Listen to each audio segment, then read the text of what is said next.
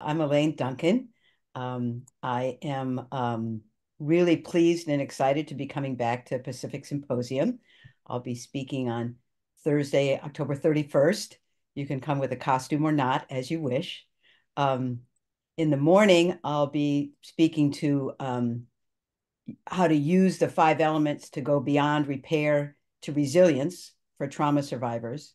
Uh, this is a topic that's kind of near and dear to my heart. I wrote this book called The Tao of Trauma, and in it, I explore how the science of neurobiology has defined five steps of the self protective response and how curiously those five steps are mirrored in the five elements and how it makes us acupuncturists just a perfect match for helping survivors go beyond repairing what happened in the past into building more resilient selves to go forward in their lives with less likelihood of getting tripped up. If we successfully make our way through each of these five steps, which are essentially each of the energies of the five elements, that we're not going to have trauma symptoms. We're not going to show up with physiology of things like autoimmune illness and metabolic disturbance, chronic pain patterns, migraine headaches,